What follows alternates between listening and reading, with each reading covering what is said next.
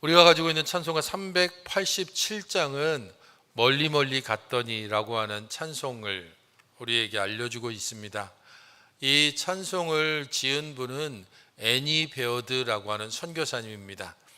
이 애니 베어드의 남편이 저 사진에서 보는 윌리엄 베어드라고 하는 선교사님입니다.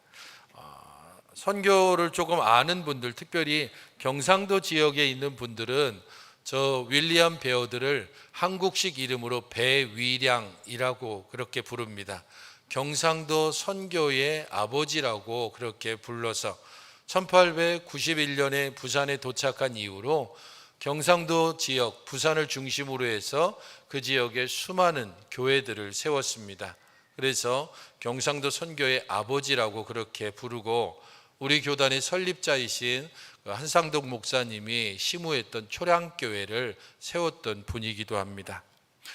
이분들은 하나님의 말씀에 순종해서 머나먼 미국에서 이 알려지지 않았던 조선이라고 하는 땅에 도착했고, 부산에 도착한 이후에 대구를 거쳐 서울과 평양, 의주에 이르기까지 그야말로 우리나라를 남과 북으로 아우르는 모든 지역을 관통하면서 선교 사역을 감당했습니다.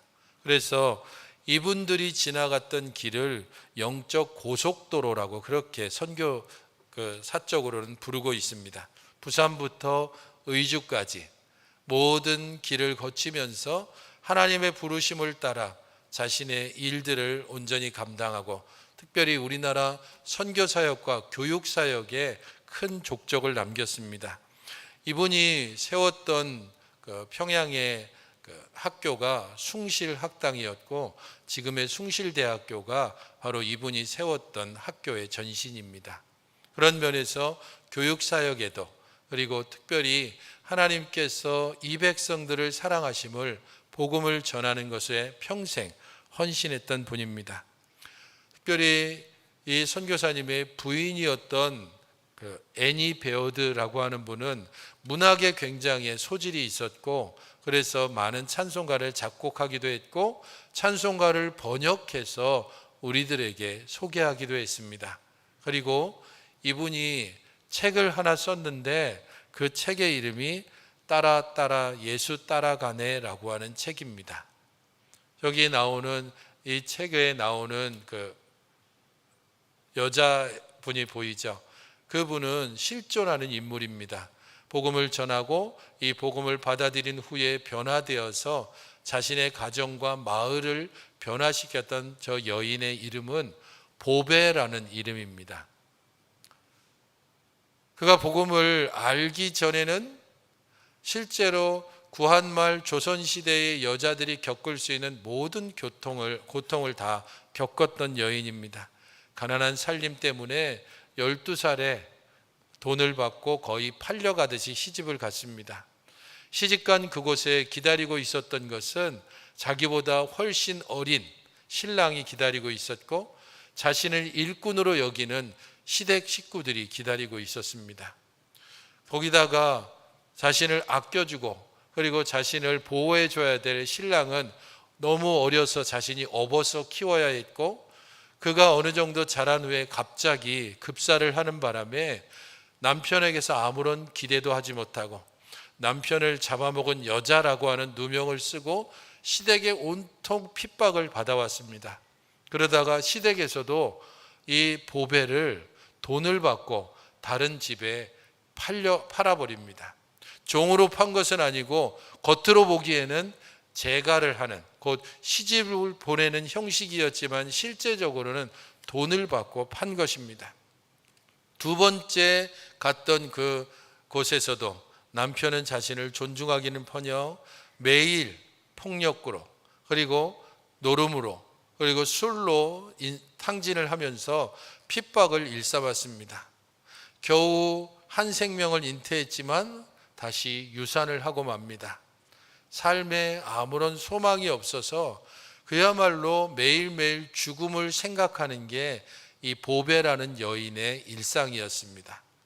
그런 가운데서 어느 날 길거리를 걷다가 복음을 외치는 선교사의 외침을 들었고, 자신이 이 절망적인 상황에서 도대체 예수는 누구인지, 저 파란 눈의 선교사가 말하고 있는 예수라는 자가 자신에게 어떤 소망을 줄 수 있을지 기대 반, 그리고 그냥 의심 반으로 물어물어 예배당을 찾아갔습니다. 그곳에서 그리스도를 알고 복음을 온전히 깨닫고 난 후에 보배의 삶은 변화했습니다. 이제까지는 불평불만하며 어떻게 해서든 이 상황 가운데서 죽음을 생각하는 그러한 삶이었다면, 이제는 자신이 복음으로 자기의 남편을, 그리고 시댁 식구들의 그 영혼을 불쌍히 여기면서 섬기는 사역을 계속했습니다. 핍박은 계속됐고, 그리고 교회를 가지 못하도록 집요하게 방해했습니다. 그럼에도 굴하지 않고 보배는 끊임없이 교회에 가서 기도했고, 시댁과 남편을 위해서 끊임없이 엎드려 눈물로 하나님께 나아갔습니다. 그러다가 점점 남편이 변하고 시댁 식구들이 변하고 온 가족이 복음으로 완전히 변화됐습니다. 이 가정의 변화가 지역사회, 동네의 변화를 불러왔습니다. 무당이었던 심씨는 이제는 복음으로 변화돼서 사도의 직분을 감당하며 복음을 힘차게 외쳤고, 거짓으로 맹인 노릇을 했었던 고판수라고 하는 사람은 점쟁이 일을 때려치고 복음의 일에 헌신했습니다. 자신이 죽어서 묻힐 자리, 곧 묘자리를 잘 장만했던 한 사람은 교회를 짓는데 그 자신의 묘자리를 기꺼이 내놓았습니다. 한 선교사님의 헌신, 그 헌신을 통하여서 한 여인이 변화하고, 이 한 여인의 변화가 한 가정을, 그리고 한 지역사회를 변화시키는 이야기가 이 따라 예수 따라가네라고 하는 책에 잘 담겨져 있습니다. 9월이 되면 여러분들 꼭 이 책을 구입하셔서 읽어보시면 하나님께서 한 사람을 변화시키고 그를 통하여 어떻게 공동체를 변화시키는가를 우리 시대에, 우리나라의 옛 100여 년 전의 이야기를 통해서 깨닫고 감동을 받을 수 있을 겁니다. 오늘 우리가 함께 살펴보는 에스라도 바로 그 이야기로 끝을 맺고 있습니다. 에스라라고 하는 한 사람이 하나님 앞에 결심하고 하나님 앞에 헌신하고, 그것을 통하여 죄에 무감각했던 이스라엘 공동체가 어떻게 변화되고 있는가 하는 것을 보여주고 있습니다. 에스라는 어떻게 하나님 앞에 자신의 헌신의 모습을 보이고 있을까요? 1절을 같이 읽어보시면 좋겠습니다. 1절 전반부입니다. 같이 읽어보시겠습니다. 시작. 에스라가 하나님의 성전 앞에 엎드려 울며 기도하여 죄를 자복할 때에. 에스라는 여기까지만 보시면 되겠습니다. 에스라가 하나님 앞에 취했던 태도가 1절에 나옵니다. 성전 앞에서 울며 기도하여 죄를 자복했습니다. 이스라엘 백성들에게 율법과 규례를 가르치기로 에스라는 작정했습니다. 그리고 자신이 누리고 있던 모든 지위와 그리고 자리를 내려놓고 바벨론 그 수도로부터 예루살렘까지 1500km가 넘는 길을 걸어왔습니다. 혼자 오지 않고 두 번째 포로 귀환자들과 함께 그 길을 왔습니다. 꿈에 부풀었을 겁니다. 내가 도착해서 이스라엘 백성들이 나를 환영할 것이고, 그들이 내가 알고 있는 이 율법의 말씀을 통하여서 하나님 앞에 예배하고 변화되는 그런 꿈과 소망에 부풀어서 예루살렘에 도착했습니다. 하지만 그에게 들려온 소식은 전혀 다른 것입니다. 9장 1절을 보시면 에스라가 도착해서 직면했던 그때의 상황에 대해서 이렇게 말합니다. 2일 후에 방백들이 내게 나와 이르되 이스라엘 백성과 제사장들과 레위 사람들이 이 땅 백성들에게서 떠나지 아니하고, 9장 2절에서는 그들의 딸을 맞이하여 아내와 며느리로 삼아 거룩한 자손이 그 지방 사람들과 서로 섞이게 하였는데 방백들과 고관들이 이 죄에 더욱 으뜸이 되었다 하는지라. 에스라에게 들려온 소식은 이것입니다. 제사장, 레위 사람, 이스라엘 백성들, 그들이 이 땅 백성들의 풍속을 그대로 따라가고 있습니다. 백성의 지도자들은 자신의 아들, 딸을 이 지방 사람들에게 내어주기도 하고 며느리로 받아들이기도 했습니다. 한마디로 그 땅의 백성들과 동화되었고 그 땅의 풍습을 따라서 살아가고 있다는 겁니다. 그로 말미암아서 에스라는 이 소식을 듣고 너무도 기가 막혔습니다. 에스라가 그 사람들의 형편을 듣고 난 후에 보였던 반응이 9장 3절 4절입니다. 9장 3절 4절 한번 같이 읽어보시겠습니다. 시작. 내가 이 일을 듣고 속옷과 겉옷을 찢고 머리털과 기가 막혀 앉으니 내가 저녁 제사 드릴 때까지 기가 막혀 앉았더니. 혹시 여러분들 지금 이거 마이크가 좀 왔다 갔다 합니까? 제대로 들립니까? 예.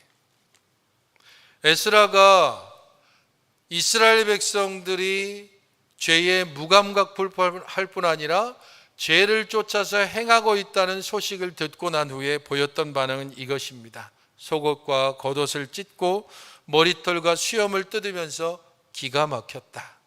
도대체 이게 무슨 일인가 싶은 겁니다. 하나님의 백성 아닙니까? 바벨론 포로로 70년 동안 있다가 하나님의 은혜로 고레스의 칙령으로 놀랍도록 놀라운 은혜로 다시 예루살렘으로 돌아왔던 사람입니다. 성전을 재건했던 사람들입니다. 비록 중간에 성전 재건을 중단했던 일들이 있었지만은 그래도 다시 학개와 스가랴를 통하여서 다시 도전을 받고 성전을 재건했던 사람들, 성전이 있고 그 앞에 제사를 드리고 있는 사람들이 이방 백성과 별 다르지 않은 삶을 살아가고 있는 겁니다. 에스라는 너무도 기가 막혔습니다. 그리고 이스라엘 백성들 앞에 어떻게 행하고 있는가 하면 제사를 집전했습니다. 그가 제사장이기 때문입니다. 아침과 저녁에 제사를 드리며 그는 울며 하나님 앞에 나아갔을 겁니다. 하나님, 이 백성의 마음을 돌이켜 주시옵소서. 하나님, 이 백성으로 하여금 무엇이 죄인지, 무엇이 지금 우리 자신들이 떠나야 할 자리인지를 알게 하여 주시옵소서. 하나님, 우리가 하나님의 백성 된 것과 하나님의 율법의 말씀을 따라야 되는 언약 백성인 것을 알게 하여 주시옵소서. 그렇게 제사 때마다 그 중간의 시간대마다 하나님 앞에 기도하며 나아갔을 것입니다. 그런 기간이 무려 5개월 동안 이어졌습니다.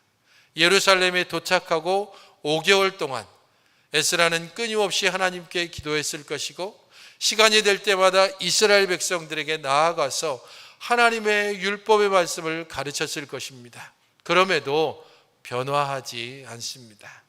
그럼에도 이스라엘은 무엇이 죄인지 제대로 알고 있지 않습니다.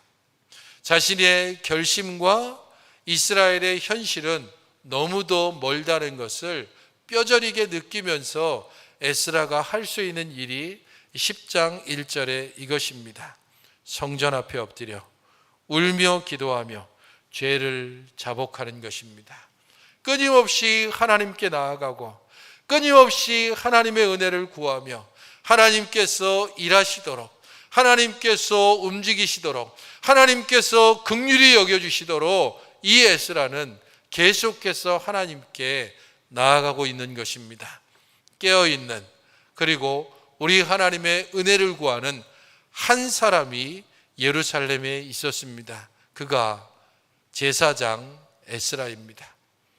그런 그의 모습에 하나님께서 이제 응답하심으로 하나님께서 실제적으로 이스라엘 가운데 변화를 보이고 계십니다. 10절 후반절, 아까 읽지 않은 백성이 크게 통곡하며, 이 부분부터 함께 읽어보시겠습니까? 시작. 백성이 크게 통곡하며 이스라엘 중에서 백성의 남녀와 어린아이의 큰 무리가 그 앞에 모인지라. 에스라가 성전 앞에서 울며 기도하며 죄를 자복했습니다.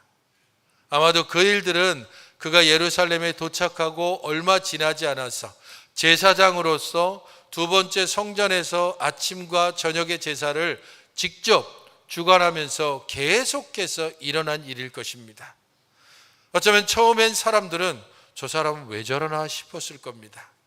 그러다가 그 일들이 한 달이 지나고 두 달이 지나고 석 달이 지나고 마침내 5달쯤 계속되었을 때에 이제 백성들의 마음을 하나님께서 서서히 움직이시고 에스라의 울음에 백성들이 이 시점에서는 통곡으로 응답하고 있습니다. 두 번째 성전을 세우고 60년이 지나면서 그들은 점점 그 신앙과 열정이 식어갔습니다. 현실의 상황 속에 점점 적응되어져 갔고 하나님의 백성인 것이 더 이상 중요하지 않게 되었습니다. 그런 그들이 한 사람 에스라가 하나님 앞에 울며 백성들의 죄를 자신의 죄로 고백하며 나아가는 그 모습을 보고 하나님께서 그 마음속에 무디어진 심령을, 그 무디어진 양심을 온전히 묻어두었던 그들의 하나님께로 향한 그 믿음을 서서히 점점 바뀌어가게 하시고 캐내시고 찌르시고 그들의 마음을 움직이셨습니다. 이 시점에 와서 그들은 통곡하며 에스라와 함께 하고 있습니다. 이스라엘 백성의 마음을 움직인 것이 에스라의 제사와 울음이었다면 결정적으로 이스라엘의 영혼을 깨운 것은 하나님의 은혜입니다. 백성들을 하나님께서 깨우심으로 에스라의 기도에 응답하셨습니다. 거기에 그친 것이 아닙니다. 2절을 함께 보시기 바랍니다. 엘람 자손 중 여히엘의 아들 스가냐가 에스라에게 이르되 우리가 우리 하나님께 범죄하여 이 땅 이방 여자를 맞이하여 아내로 삼았으나 이스라엘에게 아직도 소망이 있나니. 백성들의 마음을 움직여서 통곡하며 함께 했을 뿐 아니라 두 번째로는 여히엘의 아들 스가냐를 움직이셨습니다. 그리고 그가 에스겔로 하여금 새롭게 소망을 가지도록 그를 격려하며 일으키고 있습니다. 이 스가냐는 1차 포로 귀환할 때 돌아왔던 가문의 자손입니다. 그는 백성의 죄를 고백하고 현실 앞에 절망하며 엎드리고 있는 에스겔을 향하여 일어나소서, 우리에게는 아직도 소망이 있다라고 그를 격려하고 있습니다. 하나님께서 베푸시는 은혜가 백성들의 마음을 움직이신 것이라면 두 번째 하나님이 주시는 은혜는 에스라와 함께 할 수 있는 협력자를 주신 것입니다. 당신 혼자가 아닙니다. 우리가 함께 할 것입니다. 내가 당신을 힘써 도울 것입니다 라고 하는 하나님 앞에 결심하며 하나님의 일에 헌신한 지도자에게 하나님께서 그 일에 함께하는 백성과 그 일에 실제적으로 협력하는 스가냐라고 하는 인물을 주셨습니다. 이 스가냐가 우리에게 소망이 있다라고 얘기했는데 소망이 어디에 있는지를 3절 4절에 그 이유를 밝히고 있습니다. 이 이유는 두 가지 측면에서 우리가 찾아볼 수 있는데 그 첫 번째는 우리가 있습니다라고 하는 겁니다. 3절을 보십시오.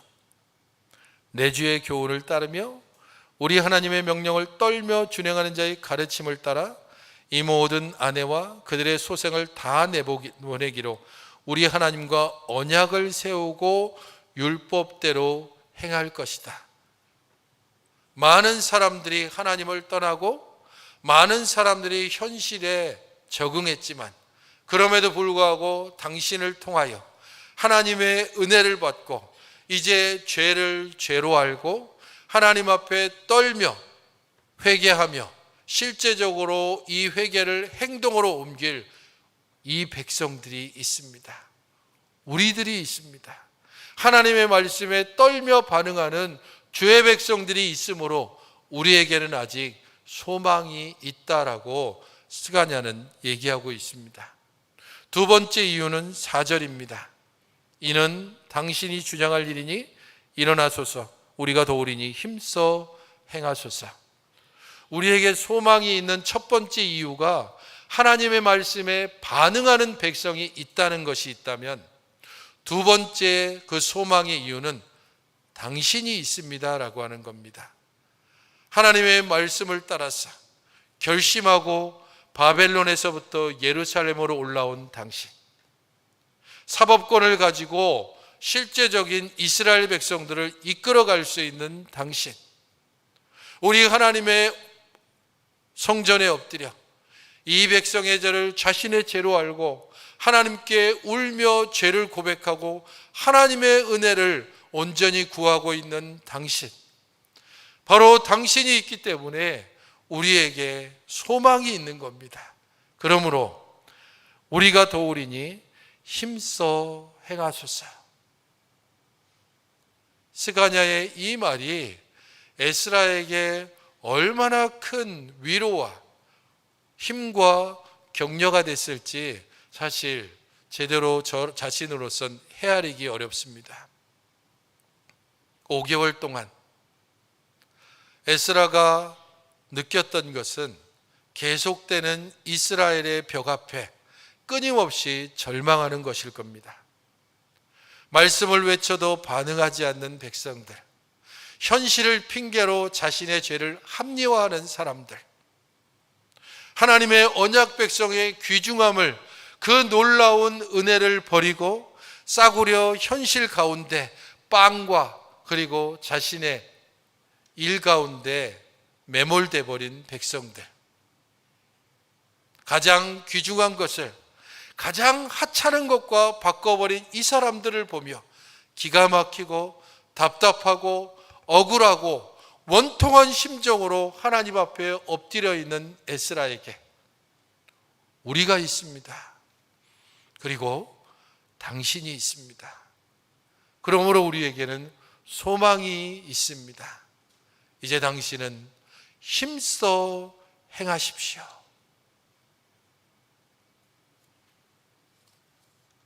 그렇게 스가랴가 이야기했을 때 이제 에스라는 자신이 앉았던 자리에서 일어나 힘써 행하고 있습니다.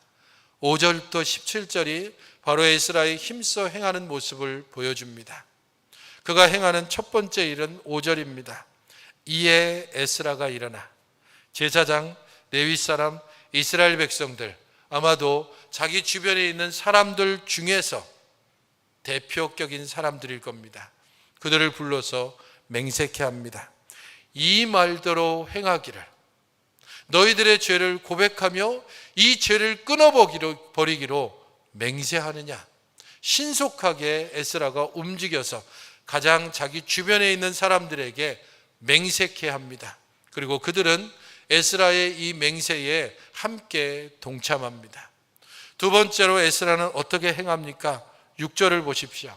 이에 에스라가 하나님의 성전 앞에서 일어나 방에 들어가서 빵도 먹지 않고 물도 먹지 아니하며 하나님 앞에 기도합니다. 이제까지도 기도했지만 이제 이스라엘 전체를 향한 새로운 일들 앞에 하나님께 다시 나아가 완전한 금식을 하며 하나님의 은혜를 구하고 있습니다. 열정도 필요하고 열심도 필요하고 지혜도 필요합니다. 그러나 그 모든 것의 기초가 되는 것은 우리 하나님의 은혜를 온전히 의지하는 것입니다. 사람이 계획할지라도 그 걸음을 인도하시는 이가 여호와이심을 인정하며 내가 이 일들을 행하고 내가 이 일들을 행할 수 있는 실제적인 권력이 있지만 하나님께서 함께 하시지 않으면, 하나님께서 일하시지 않으면, 하나님께서 이 일을 주도하시지 않으면 결코 이 일이 이루어질 수 없음을 고백하는 행위가 성전에 있는 한 방에 들어가 물도 마시지 않고 음식도 마시지 아니하며 금식하며 기도하는 것입니다. 에스라는 바로 그 일들을 마친 후에 또 곧바로 사로잡혔던 모든 자들에게 사람을 보내어 외칩니다. 누구든지 3일 안에 예루살렘으로 모여라.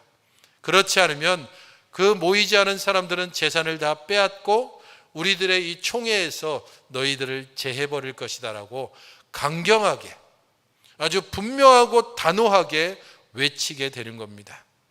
시간도 지체하지 않습니다. 사람들로 하여금 어떤 대처할 수 있는 시간 여유도 주지 않고 3일 만에 모두 모이라고 이야기했고, 에스라의 이 명령 앞에 이스라엘 전역에 흩어져 있던 사람들이 예루살렘에 모였습니다. 그리고 그날은 아홉째 달 20일이라고 9절에서 말하고 있습니다. 그리고 그들이 성전 앞에 다 모였을 때에 큰 비가 내렸고 이스라엘 백성은 떨었다라고 말합니다. 성도 여러분, 굳이 이 날을 아홉째 달 20일이라고 말한 이유가 있습니다. 지금의 달력으로 얘기하면 12월입니다. 한겨울이 시작됐고 더더군다나 큰 비가 내리고 있습니다. 성전 광장에 에스라의 이 명령 때문에 흩어졌던 이스라엘 백성들이 다 모였습니다. 내리는 비를 그대로 맞으면서 그들은 한기로 말미암아서 그 몸이 떨려왔습니다. 그리고 이 떨림은 그들의 육신의 떨림뿐 아니라 그들의 영혼의 떨림을 또한 상징하고 있는 것입니다. 이 3일 동안 예루살렘으로 모여 들어오면서 그들은 에스라를 통하여서 그동안 전파됐던 말들, 그리고 예루살렘에 어떤 일이 있었는지를 듣기 시작했을 겁니다. 그러면서 그들은 차츰차츰 두려움에 쌓이기 시작했습니다. 자신들의 죄를, 이제까지는 죄로 여기지 않았던 것들을, 그게 죄임을 하나씩 깨닫기 시작하면서 내리는 비를 고스란히 맞으면서 그들의 육신이 떨리기 시작하면서 그들의 영혼도 함께 떨고 있는 것입니다. 그런 그들에게 에스라가 분명히 죄를 지적합니다. 10절입니다. 제사장 에스라가 일어나. 끊임없이 에스라가 일어났다 하는 것을 강조합니다. 특별히 이 10절에서는 제사장 에스라가 일어났다라고 기록합니다. 그것은 이스라엘 백성들을 하나님과 다시 연결시켜주는 에스라의 제사장 직분을 강조하기 위해서입니다. 하나님과 멀어졌던 이스라엘, 죄를 죄로 알지 못하고 이 죄를 회개하지 않는 이스라엘, 바로 그 이스라엘을 향해서 제사장 에스라가 너희들이 죄를 가지고 있고 이 죄를 분명히 회개해야 한다는 것을 그들에게 말하고 선포하고 있습니다. 너희가 범죄하여 이방 여자를 아내로 삼아 이스라엘의 죄를 더하게 했다. 그리고 해결 방안으로 11절에 제시합니다. 이제 너희 조상들의 하나님 앞에서 죄를 자복하고 그의 뜻대로 행하여 그 지방 사람과 이방 여인을 끊어버리라. 끊어버리라. 팔을 끊으라는 것일까? 혹은 너희들의 잘못된 습관을 끊으라는 게 아닙니다. 너희들의 죄를 끊어버려야 한다. 그 죄의 내용은 이방 여인들, 너희들의 아내를 끊어버려야 한다. 너희들의 아내를 내보내야 한다는 겁니다. 어쩌면 이것은 너무 지독한, 그리고 너무 편협한 결론처럼 보이기도 합니다. 그 내용들을 굳이 우리가 다 살펴볼 필요는 없습니다. 하지만 에스라가 분명히 요구하는 것은 너희의 죄를 끊어버려야 한다는 겁니다. 에스라의 강경한 요구에 이스라엘 백성들은 응답할 수밖에 없습니다. 그들의 몸도 떨리고 그들의 영혼도 함께 떨리고 있습니다. 그리고 이제 에스라 앞에 우리가 다 따를 것입니다. 하지만 이 백성들은 너무 많고, 그리고 지금 큰 비가 내리고 있으니 사람들을 세워서 이 일들을 조사하고 그 뒤에 진행하도록 합리적인 의견을 내놓습니다. 에스라는 이것을 받아들이고 사람들을 세워 석 달 동안 조사하고, 그 조사한 명단이 18절부터 44절에 나오고 있습니다. 하나님께서 한 사람을 세웁니다. 그 한 사람을 통해 하나님의 일을 꿈꾸게 하시고, 그 한 사람이 하나님의 일에 헌신하고, 그것을 통하여서 하나님께서 사람들의 마음을 움직이시고, 그 일을 돕는 자들을 함께 붙여주시고, 그 일에 함께 협력하도록 하나님께서 백성들의 마음을 움직여 가십니다. 그러므로 오늘 우리들은 하나님의 일을 행함에 있어서 이런저런 핑계를 대고 우리들의 현실적인 상황들을 이야기하면서 변명거리를 늘어놓을 것이 아니라, 내가 먼저 하나님 앞에 헌신되어 있는지, 정말로 하나님의 일을 행하기를 원하는지, 하나님의 백성으로 살아가기를 다짐하고 있는지 우리 자신을 먼저 돌아봐야 합니다. 그리고 우리가 하나님 앞에 온전히 헌신할 때 그 일에 함께하는 사람, 그 일에 함께하는 백성, 하나님의 도우심, 하나님의 은혜, 하나님의 능력이 함께할 것입니다.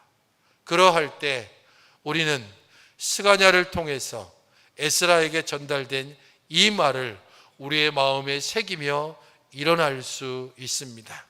우리가 도우리니 힘써 행하소서.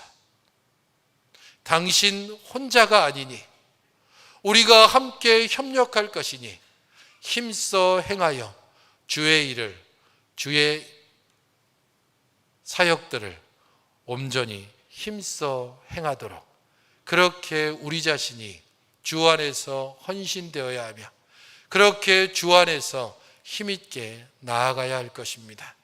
그렇게 헌신된 자를 하나님께서 준비된 것으로 내려주시고, 하나님께서 준비한 것으로 우리에게 은혜를 베풀어 주실 것입니다.